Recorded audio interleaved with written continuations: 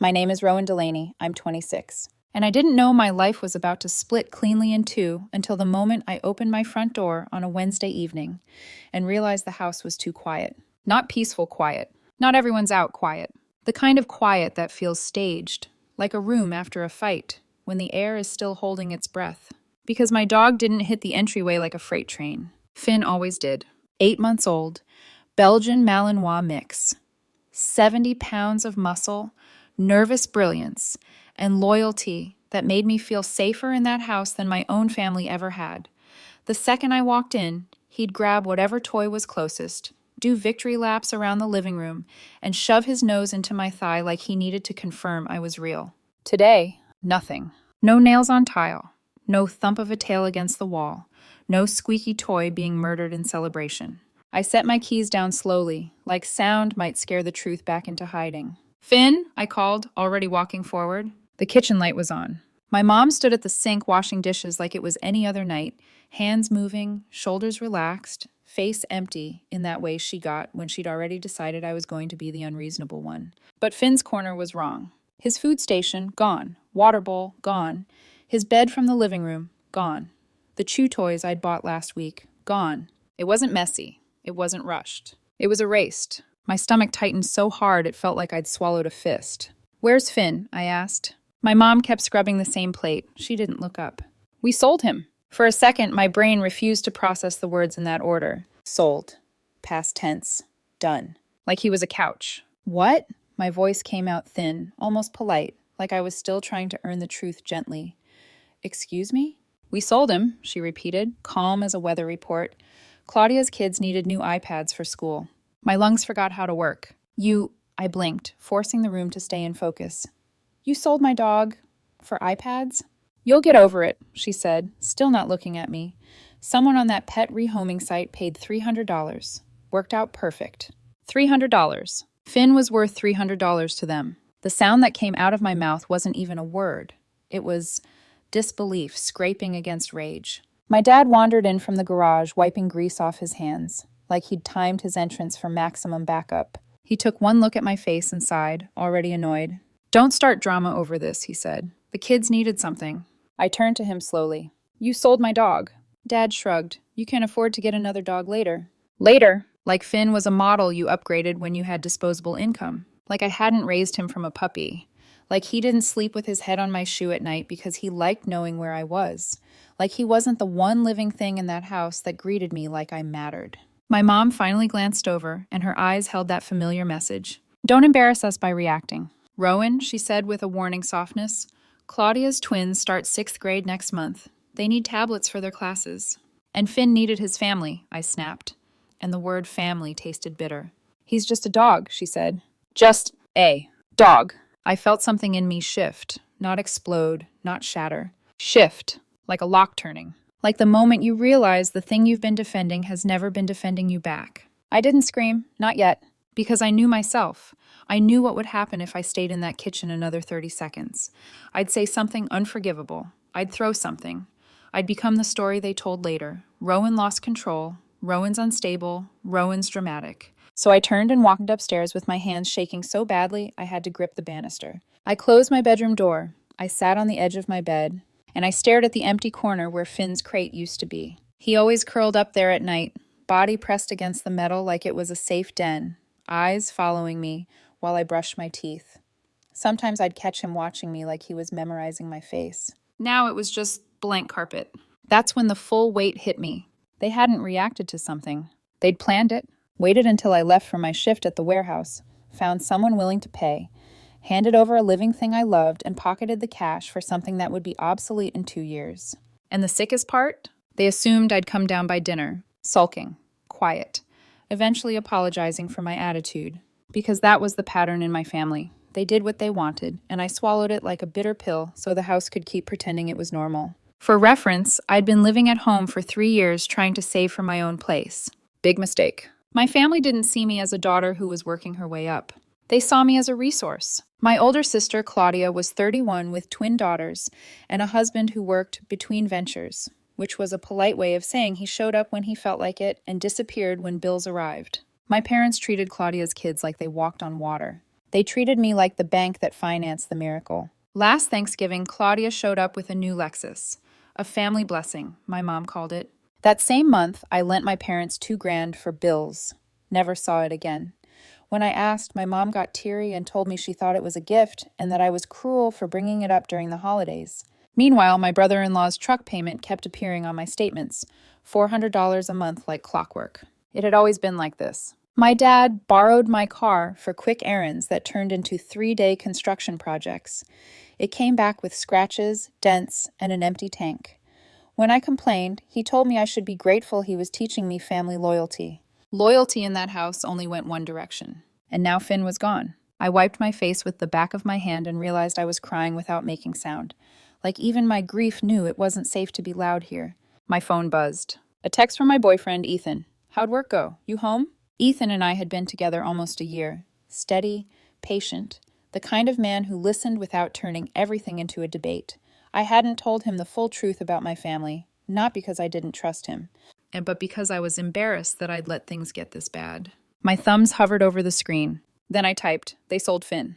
3 dots appeared instantly. Then, what? I'm coming over. I stared at those words and felt something complicated twist in my chest. Relief, shame, fury, all tangled together. Don't, I texted back. Not yet. I need to handle this. Because I already knew what handle this meant. It meant I wasn't just going to cry into my pillow and accept it like I always did. I opened my laptop. Craigslist first, Facebook Marketplace, OfferUp, Nextdoor, every rehoming site and local group within driving distance. Finn wasn't just any dog. Tan and black coloring, pointed ears, and a white patch on his chest shaped like a lightning bolt. Distinctive. Somebody would list him. Somebody would brag about the great deal. Somebody would post a photo. So I got methodical. I set up alerts on every platform. I made a spreadsheet. Date, location, price, contact info, photos.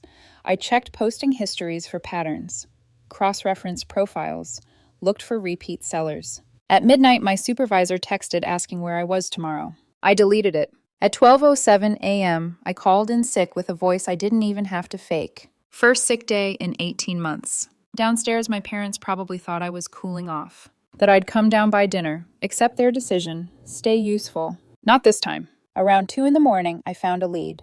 Belgian Malinois mix, posted 6 hours ago. Description: high-energy working breed needs experienced owner.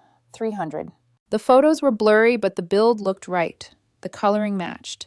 My heart kicked hard enough to hurt. I messaged immediately. I'm interested. Is he still available? 10 minutes later. Yes, can you meet tomorrow? I typed, absolutely. Then I sat back, staring at the screen, and felt the first spark of something that wasn't grief. It was focus. Because if they could erase Finn like he didn't matter, what else had they erased while I was trying to be a good daughter? I opened my banking app. Not just to check the balance like I always did. Quick glance, pay rent, keep moving. This time I went back. Months. A year. 2 years. And I started to see it. Little charges that weren't mine. Places I'd never been. Payments that didn't match my life. My throat went dry. Finn wasn't the first thing they'd taken. He was just the first thing they'd taken that I couldn't force myself to pretend was family. I started screenshotting everything. One charge, then another, and with every screenshot my hand steadied, because the story was changing. It wasn't Rowan is dramatic about a dog. It was Rowan has proof. And somewhere downstairs, my mother was probably still washing that same plate, convinced she'd won. She didn't know I'd just stopped playing the role she wrote for me. Not yet. But she was about to. I didn't sleep. Not the kind of sleeplessness where you scroll mindlessly and let your thoughts blur. This was the sharp kind, where every minute feels like evidence collecting itself, where your brain keeps replaying the same 3 words like a siren. We sold him. By 3:12 a.m., my spreadsheet had become something else entirely. It started as Find Finn. Then it turned into, how long have they been doing this? Because the deeper I scrolled into my account history, the more my stomach dropped in slow motion. At first, it was easy to explain away. A gas station charge here, a grocery store there. Maybe I forgot, I'd told myself, the way you do when you're trying to be the reasonable one. But now, looking at the list with fresh eyes that had just watched my mother treat a living creature like a pawn, I realized how many times I'd chosen comfort over clarity. And how convenient that had been for them. I pulled statements going back 18 months and actually read them, line by line. It wasn't 1 or 2 suspicious charges. It was a pattern, a routine, A quiet little drip, drip, drip of money leaving my account, like they'd installed a leak and trained me not to notice the sound. $43 at a gas station in Chandler. I hadn't been to Chandler in over a year. $72 at a grocery store I didn't recognize. Then it escalated. $200 at Target. $350 at Best Buy. $540s at a furniture outlet in Mesa. The kind of purchases you make when you're decorating a life that you're not paying for. I clicked a filter, added everything up. The total snapped onto the screen like a slap. $9,247. I stared at it until the numbers stopped looking real. $9,000. That wasn't household expenses. That wasn't a misunderstanding. That was a second rent payment for 18 months. That was my deposit. That was my escape plan. I felt sick, real nausea, the kind that rises fast and hot. And then I saw it. A charge from 2 days ago. $300. Valley Pet Adoptions. Same amount they'd bragged they got for Finn. My throat tightened so hard I had to swallow twice. They didn't just sell him. They sold him and used my money to erase the guilt. I kept going, because once the blindfold is off, your hands don't stop pulling threads. 1-500 Zales Jewelers last October. Claudia's birthday bracelet, the one she'd posted on Facebook with captions like, "So blessed." $700. Sedona Resort, their anniversary weekend. The same month, my mom cried about a water bill emergency and told me they didn't want to ask, but they didn't have anyone else. And then there it was, like a signature. $400 Southwest Auto Finance every month. My brother-in-law's truck. The truck that kept breaking down outside our house like a wounded animal. The truck my dad swore was temporary until he got back on his feet. Temporary apparently meant on my dime. I sat back, palms pressed to my eyes. I pictured my parents in the kitchen, my mom's voice calm, my dad's shrug, Claudia's twins with shiny new tablets, and me, working overtime, skipping weekends, telling myself that staying home was smart because it meant saving. I hadn't been saving. I'd been funding. That realization didn't just hurt. It humiliated me, because it meant they weren't even hiding it. They were betting on me being too exhausted to look. I started taking screenshots like my life depended on it. Every suspicious charge, every transaction, every, "Oops, we forgot to tell you." I made folders on my laptop, bank, text, timeline. And then I went searching for something I didn't want to find. I typed casino into the statement search bar. 3 hits. Laughlin. 200. 200. My parents had never mentioned going to Laughlin. But my brother-in-law had posted photos from there on his birthday, wearing sunglasses inside, holding a drink with a grin that screamed, "I'm winning." While I was being told they couldn't afford utilities. I felt something cold settle in my chest. Not rage. Not yet. Something sharper. Clarity. Because this wasn't just about money. This was about entitlement. They'd built an entire family system around the idea that my job existed to keep Claudia's life comfortable. And Finn was collateral. At 7:15 a.m., I called the bank. My voice sounded steady in a way I didn't recognize. "I need to report fraudulent charges," I told the representative. "Someone with access to my account has been making unauthorized purchases." There was a pause, the keyboard clicking on the other end. "Do you recognize who might have access?" she asked carefully. I stared at the ceiling. This was the moment where being honest meant admitting something that made my skin crawl. "My mother is on the account," I said. "For emergencies." She convinced me to add her. Another pause. "I'm sorry," the rep said softly, and I could hear the shift in her tone, the moment she stopped seeing this as a simple dispute and started hearing it as something uglier. "We can file disputes for these transactions. I do need to tell you it will flag the account for investigation. Anyone with access may be contacted." "Do it," I said.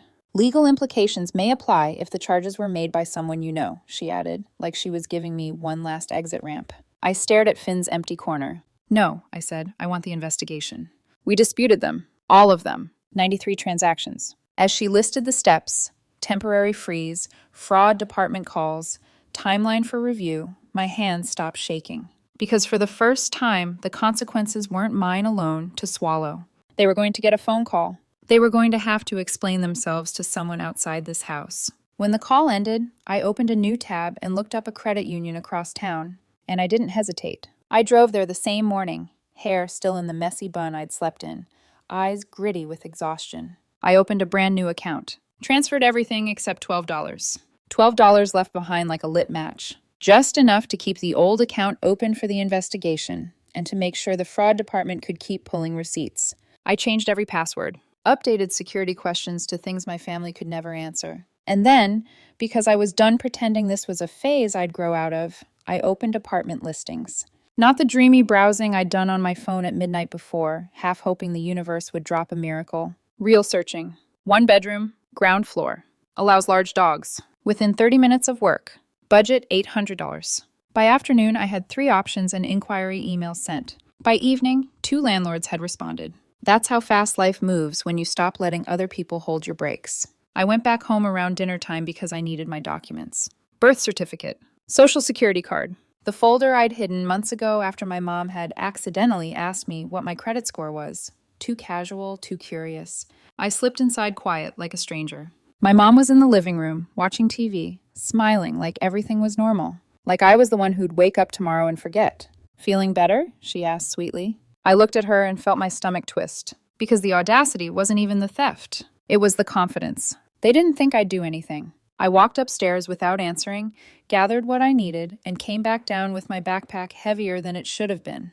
My dad looked up from his chair. "You're still doing this?" he asked, annoyed. "I'm handling it," I said. "What does that mean?" my mom asked, eyes narrowing slightly. I didn't answer, because the answer was already on its way. My phone buzzed as I stepped outside. A text from my mom. "Why is the bank calling me about fraudulent charges?" I stared at the screen so long the brightness dimmed. A second text came in before I could even breathe. "This is ridiculous.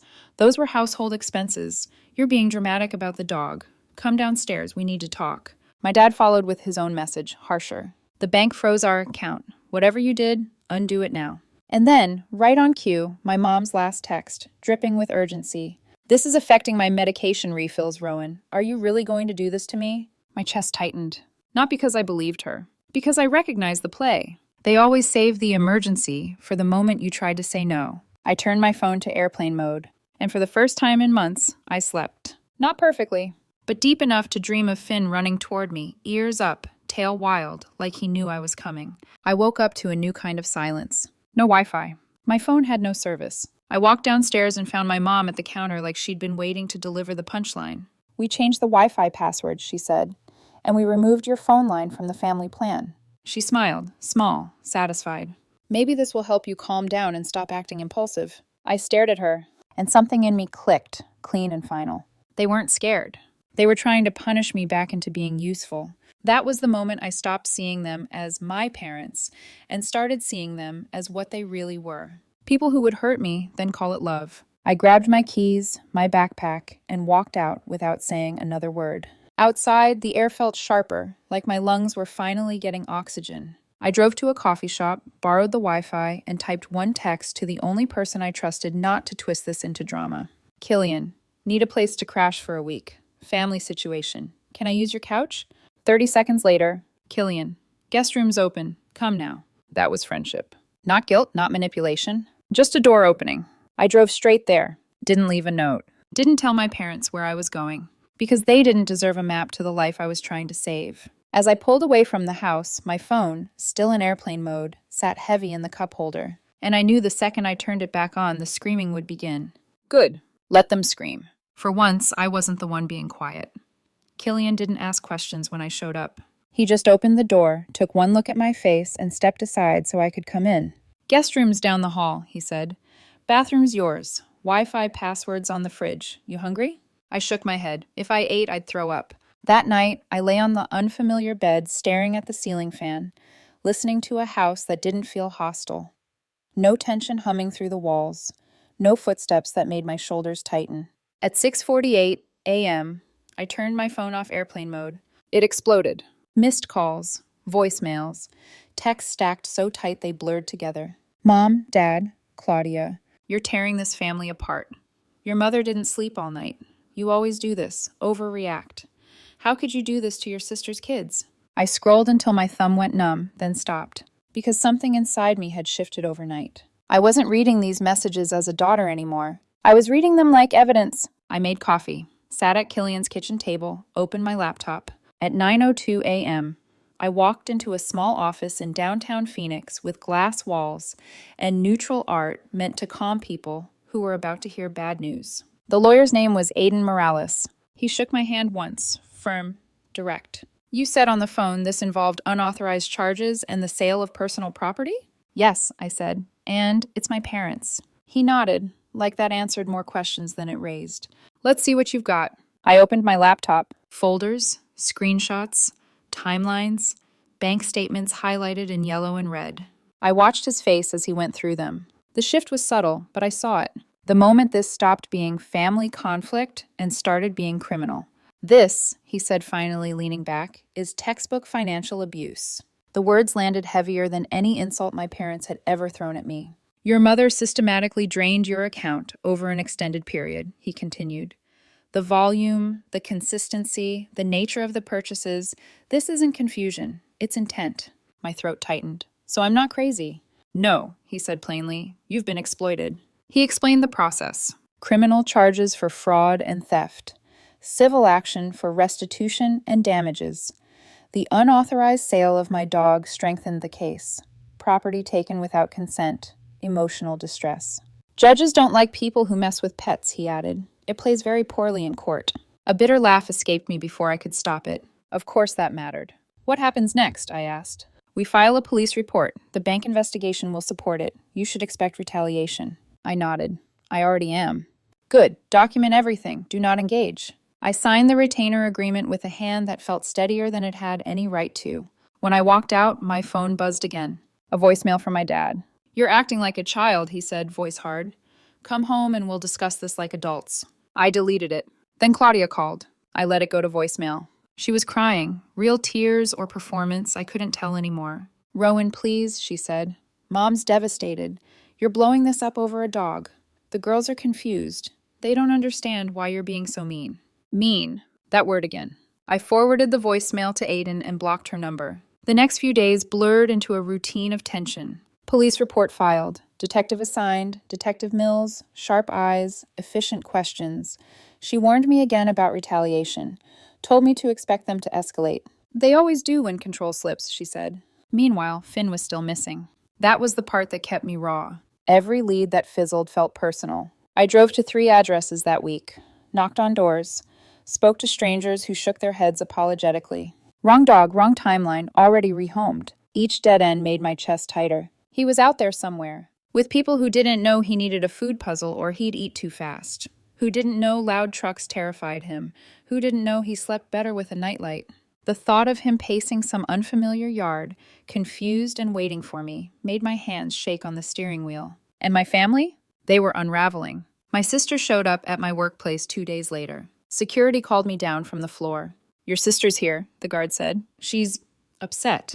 They escorted her out while she screamed that I'd regret this. I didn't even flinch, because something strange was happening inside me. The more they yelled, the calmer I felt. That night, Ethan came over to Killian's place. He didn't bring advice, didn't try to fix it. He just sat next to me on the couch and let me talk. When I told him everything, the money, the dog, the lawyer, his jaw tightened. I knew they were bad, he said quietly. I didn't know they were this bad. I hesitated, then added the part I hadn't said out loud yet. Claudia tried to loop your ex into this. She texted her, asked her to talk to you because you'd listened to her. His head snapped toward me. What? She framed it like concern, I said, like she was helping. His expression hardened. That's crossing a line. I blocked her, I said. Everyone. I'm done letting people triangulate my life. He reached for my hand. I've got you.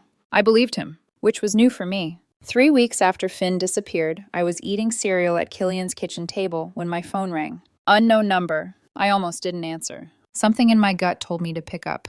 Is this Rowan Delaney? A woman asked. Yes. This is Kelly from East Valley Animal Services. I'm calling about a Belgian Malinois mix that was brought in yesterday. His microchip is registered to you. Everything stopped. My spoon clattered into the bowl. Is he okay? I whispered. He's safe, she said. Underweight, anxious, but healthy. I was already standing. I'm on my way. I don't remember the drive. I remember gripping the steering wheel so hard my hands went numb. Every red light felt like sabotage. Every slow car felt personal. When I walked into the shelter, the smell hit me first.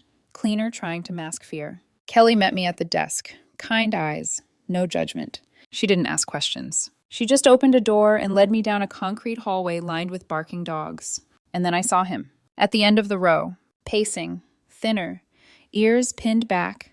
Eyes darting toward the door every few seconds like he was waiting for someone who never came. Finn, I said. Once. That was all it took. His head snapped around. and then he launched himself at the gate, jumping, whining, pawing at the chain link hard enough to rattle it. A sound tore out of him that I'd never heard before, desperate, broken. Kelly opened the gate and stepped back. Finn hit me like he'd been shot out of a cannon, knocked me back 3 steps.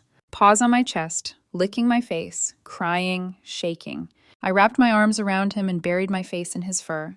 "I've got you," I whispered. "I've got you. I'm here." His collar was 2 holes tighter than I'd left it. That detail almost broke me. "They had him about 3 weeks," Kelly said softly. "Dropped him off yesterday. Said they couldn't handle him." Of course they couldn't. They didn't want responsibility. They wanted convenience. I signed the paperwork, paid the surrender fee, showed every record I had. Kelly handed me the leash. "He should see a vet soon," she said. "But he's going to be okay." Finn stayed glued to my side the entire walkout. In the car, he climbed into the passenger seat, curled up, and put his head on my lap like he was afraid I'd disappear if he didn't anchor me. I cried the entire drive. Not loud. Just steady. Because I hadn't just gotten my dog back. I'd gotten proof. Proof that I wasn't overreacting. Proof that leaving was the right choice. And proof that if I hadn't drawn a line, they would have kept taking. Finn didn't let me out of his sight that night. Not even for a second. When we got back to Killian's place, he followed me from room to room, nails clicking softly on the tile like he was afraid the floor might open up and swallow me if he stopped watching. If I stood up, he stood up. If I sat down, he pressed his body against my leg, heavy and warm and very, very real. Killian took 1 look at him and swore under his breath. "Jesus," he said, kneeling to let Finn sniff his hand. "He looks like he's been through hell." "He has," I said. My voice sounded hollow, like it had already spent everything it had. "They dumped him yesterday. 3 weeks of whatever came before that." Killian straightened slowly. "Your parents. I don't want to talk about them right now," I said. "Not tonight." He nodded immediately. No pushback. No curiosity disguised as concern. That alone felt like mercy. I set Finn up in the guest room with me. His old bed, fresh water, the same food he'd eaten before, measured carefully so he wouldn't get sick from stress eating. I sat on the floor beside him while he ate, hand resting on his back like an anchor. He ate too fast at first, like he didn't trust the bowl to stay. When he finished, he turned and leaned his full weight against me, then slid down so his head landed in my lap, and stayed there. I didn't move. I didn't check my phone. I didn't think about tomorrow. I just stayed exactly where I was, breathing in the steady rhythm of a living thing that trusted me enough to finally rest. The next morning, Aiden called before I'd even finished my coffee. "I heard you got the dog back," he said. "I did." "That's excellent news," he replied, "for you and for the case." My grip tightened on the mug. "What do you mean?" "The bank completed their preliminary review," he said. "They found in your favor on all disputed transactions, every single one." My breath caught. "They've reversed their charges," he continued, "and they're pursuing their own fraud investigation into your mother." I closed my eyes. 18 months of theft, undone with a few sentences. "And Detective Mills interviewed your parents yesterday," he added. "They gave conflicting stories. Your sister refused to cooperate." "Of course she did." "The unauthorized sale of your dog strengthens the emotional distress claim," Aiden said. "Judges don't like patterns, and this is a pattern." I looked down at Finn, asleep with his head still in my lap, legs twitching like he was chasing something kinder in his dreams. "I want to move forward," I said, "all the way." Aiden didn't hesitate. "Good, because they already tried to float a settlement." That snapped my eyes open. "What kind?" "Full restitution of the disputed funds," he said. "No admission of guilt. In exchange, you drop criminal charges." I let out a short laugh. It surprised even me. "No." "I told them that was likely," he said, "but I wanted to confirm." "They stole from me for 18 months, I said. "They sold my dog. Then they tried to gaslight me into thinking I was dramatic for being upset." "I'll let them know," Aiden said, and I could hear the satisfaction in his voice. "Court date will be set soon." After we hung up, I did something I hadn't allowed myself to do yet. I opened my email. 2 replies waited from landlords. By noon, I was touring apartments. The second one was the one. Ground floor, 1 bedroom. Quiet complex in Gilbert. Allows large dogs without side eye or extra fees that felt like punishment for loving something alive. The manager didn't blink when I said I needed to move in immediately. "First, last, and deposit," she said, sliding paperwork across the desk. I signed without my hand shaking. 3 hours later, Killian and I were loading my life into his truck. It didn't take long. Clothes, laptop, documents, Finn's things. That was it. No childhood bedroom full of memories worth preserving. No heirlooms, just the essentials. When we finished, we grabbed burritos and sat on the floor of my empty new living room, backs against the wall. Finn sprawled between us, like he'd claimed the space as his own. "This is it," Killian said, glancing around. "Your place." I looked at the bare walls, the unassembled furniture boxes stacked in the corner, and for the first time in years, my chest didn't feel tight. "I feel quiet," I admitted. "That's peace," he said. "It feels weird when you're not used to it." The text came that night. "Mom, please, we need to talk." "Claudia, you're really going to let Mom go to jail over money?" I stared at the screen. Then I typed back to my sister. "She stole from me for 18 months, sold my dog, used my money to cover it up. What's wrong with you for thinking that's okay?" I blocked her before she could respond. Over the next week, I built my life from the floor up. IKEA furniture, cheap dishes, a secondhand coffee maker from Facebook Marketplace. I spent hours on the floor assembling things while Finn supervised, stealing Allen wrenches and dropping them at my feet like trophies. He started to gain weight, started playing again, started sleeping through the night without pacing. I took him to the vet that Friday. The doctor frowned gently as she examined him. "About 8 pounds underweight," she said. "Stress behaviors are textbook, but no permanent damage." Relief hit me so hard my knees went weak. "He'll bounce back," she said. "Routine, consistency, patience." That night, as Finn slept on his new bed, my phone rang. "Aiden." "We have a court date," he said, 6 weeks out." I leaned back against the couch. "Good. They've hired a lawyer," he added, "and they're panicking." I smiled. "Let them." Because for the first time in my life, the future wasn't something I was trying to negotiate with people who didn't respect me. It was something I was building. And this time, I wasn't building it for anyone else. The courthouse smelled like disinfectant and old paper, the kind of place where lives get rearranged quietly between metal detectors and muted conversations. I arrived early, with Aiden at my side, a flash drive in my purse, and Finn's leash wrapped once around my wrist like a reminder of why I was here. He wasn't allowed inside, obviously. Killian had him for the morning, but I'd clipped the leash around my hand anyway before leaving, a small ritual I didn't fully understand yet. At 8:45 a.m., my parents walked in. They looked smaller. Not fragile, not remorseful, just diminished. My dad's shoulders were slumped like he'd already decided this was unfair. My mom clutched her purse with both hands, eyes red, mouth tight, rehearsing sorrow like a script she'd practiced in the mirror. And then there was Claudia, sitting 2 rows behind them, wearing sunglasses indoors. Not once did she look at me. I didn't look at her either. The judge, Judge Ortega, called the case right at 9. Aiden stood first. "Your Honor," he said calmly, "this is not a family helping each other through hardship. This is a prolonged pattern of financial exploitation, identity misuse, and unauthorized sale of property." He laid it out cleanly. 18 months of transactions, 93 disputed charges, the sale of my dog without consent, the attempt to silence me with guilt and retaliation. My mother cried on the stand, said she didn't think I'd mind, said she thought the money was for family expenses, said she planned to pay it back someday. Judge Ortega listened, hands folded, expression unreadable. Then she asked one question. "Did you have explicit permission to make these purchases?" My mom hesitated. "Well, no, but..." "Yes or no, Mrs. Delaney?" "No. And you understand," the judge continued evenly, "that taking money from someone's account without permission is theft, regardless of your relationship to them?" My mom whispered, "I didn't think it applied to family." That was when their lawyer stood. He cleared his throat, already uncomfortable. "Your Honor, the defense would like to submit a power of attorney document signed by Ms. Delaney 2 years ago, granting her mother full authority over her accounts." My heart stopped. The document slid across the bench. Aiden's head snapped toward me. Low, urgent. "Did you sign anything like this?" "No," I whispered. "Never." He exhaled slowly. "Good," he murmured. "Because that signature is bad. Like, embarrassingly bad." He stood. "Your Honor, may I examine the document?" Judge Ortega nodded. Aiden studied it for less than 30 seconds. Then he pulled out his phone. He opened a photo of my signature from the retainer agreement I'd signed weeks earlier and held it beside the document. "Your Honor," he said, voice steady, "these signatures do not match. The slant is different. The pressure points are wrong. The loops are inconsistent. This appears to be a forgery." The courtroom went silent. The defense lawyer paled. Judge Ortega leaned forward. "Mrs. Delaney," she said sharply, "did you forge your daughter's signature on this power of attorney?" My mom looked at my dad. My dad stared at the floor. Neither answered. "Mrs. Delaney," the judge repeated, "answer the question." My mother broke. Yes, she sobbed. I did, 6 months ago, just in case. I never meant to use it. I was going to tell her. Judge Ortega closed her eyes for a moment. Forgery on top of fraud, she said quietly.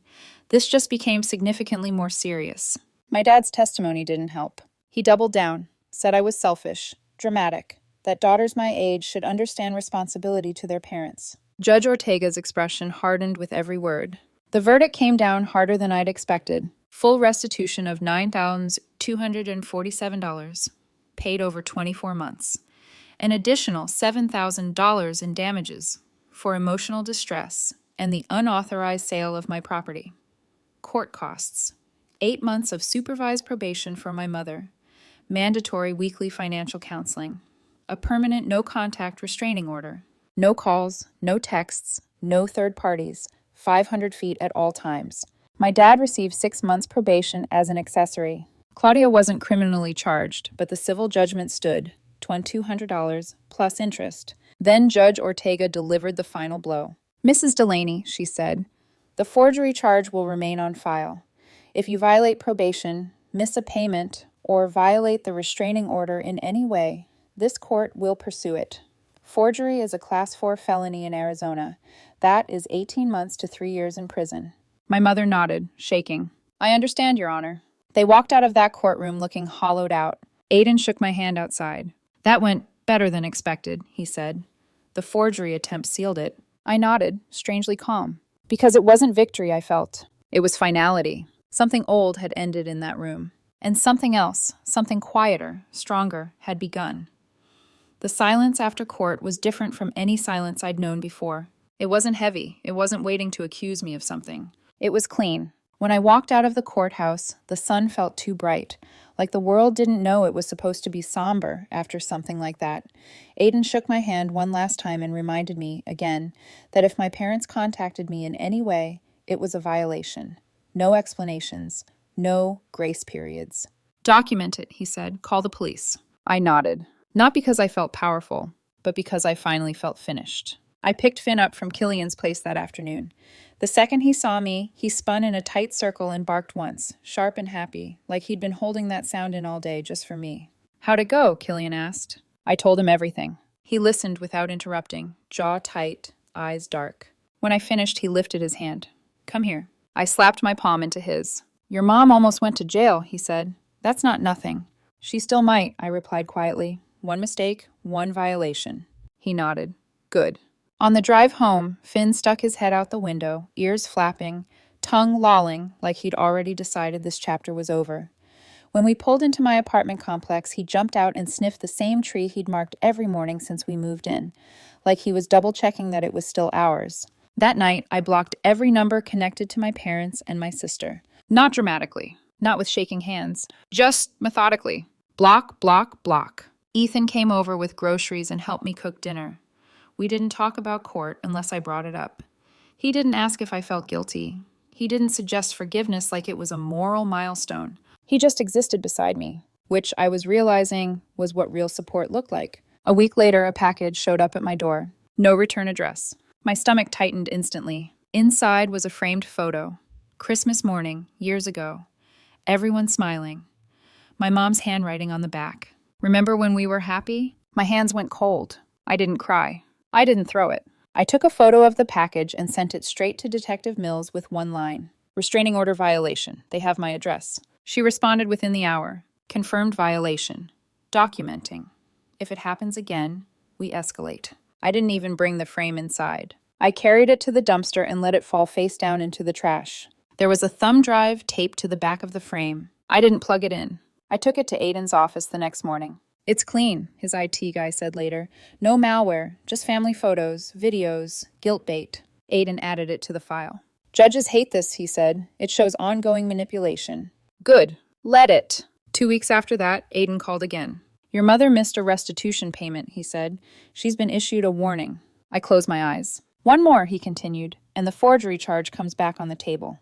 Do you think she'll pay? I asked. She'll drain her retirement before she risks prison, he said. People like her always do. That night, my sister tried calling from a new number. I let it go to voicemail. Mom's struggling, she said. Probation is humiliating. Counseling is humiliating. you've made your point. Families forgive. I deleted the message. Because forgiveness isn't something you demand from the person you hurt. And family isn't supposed to feel like a hostage situation. Life settled into a rhythm after that. Morning walks with Finn. Workdays that ended without dread. Evenings assembling furniture, cooking real meals, watching dumb shows with Ethan curled next to me on the couch. Finn gained weight. His coat grew back shiny. He learned new commands. Started greeting strangers with cautious curiosity instead of fear. Killian and his girlfriend Nora came over most Fridays. We grilled, watched games, let Finn sprawl across all of us like he owned the place. Normal nights. Peaceful nights. The kind I used to think were boring, until I realized they were what safety felt like. 3 months later, I ran into Claudia at a grocery store. She saw me first. Started walking toward me with that determined, wounded look she'd perfected over the years. I turned my cart around and walked the other way. She called my name. I didn't stop. That night, she left another voicemail from another new number. Deleted. A month after that, the bank emailed me. They'd uncovered 2 attempted credit card applications in my name over the past 3 years. Both denied, both flagged, both traced back to my mother. I forwarded the email to Detective Mills. She replied, "Adding this to the file. Pattern confirmed." Consequences don't always arrive loudly. Sometimes they arrive quietly, one sealed envelope at a time. The last update I heard, through a mutual acquaintance I didn't ask questions of, was that my parents had sold the house, downsized, that Claudia and her husband had separated, that the Lexus was gone, that the truck had been repossessed when the payments stopped. Turns out, when you can't siphon from one person anymore, the whole illusion collapses fast. Some nights, I sit on my couch with Finn's head in my lap and think about the woman I used to be. The one who believed loyalty meant endurance, who thought love meant silence, who stayed useful because being valued felt too risky to ask for. She doesn't live here anymore. She stayed behind in a house where dogs were sold and daughters were drained dry and called dramatic for noticing. What I have now is smaller, quieter, mine, and I don't need to burn bridges to feel free. Some bridges you don't burn, you nuke from